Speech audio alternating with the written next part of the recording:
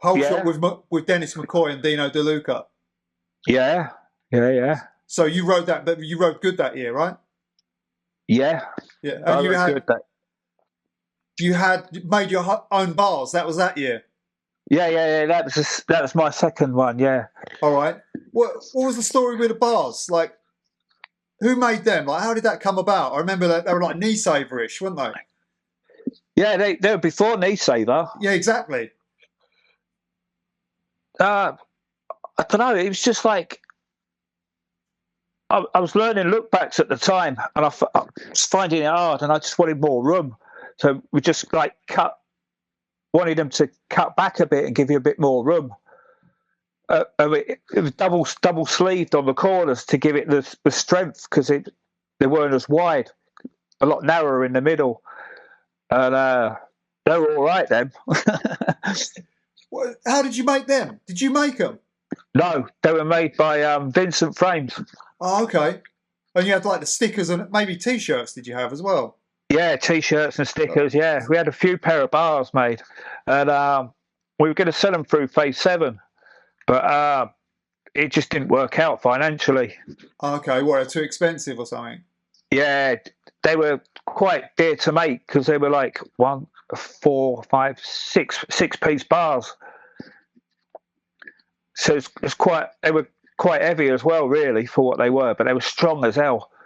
Oh. And Joe says his markup. By the time you got them made, got them painted, and then sold them through Phase 7, you'd have to do them like Dave Curry did, like sell them like personally yourself. Yeah.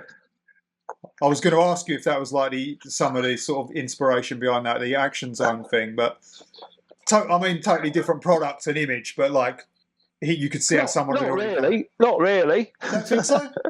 No. The logo was like the crazy head, wasn't it? Like the yeah. Do I remember that right? Yeah. So yeah. But the shape of the bars was different, wasn't it?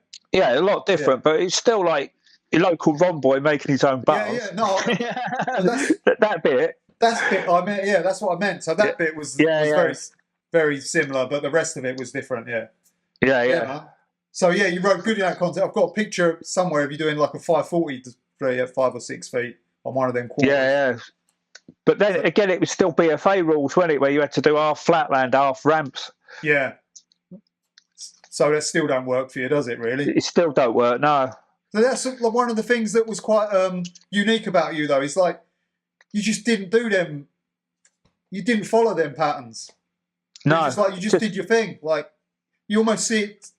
To me, you see it differently to most riders on that circuit. You know. Yeah, it seemed to be that the BFA was set up. You had to do both, didn't you? You had to do your flatland and your vert riding. Yeah. It started the first year of the BFA. It was that whole shot was the end of that year. It was like you had one run and it was half and half, and you had to do certain tricks within that.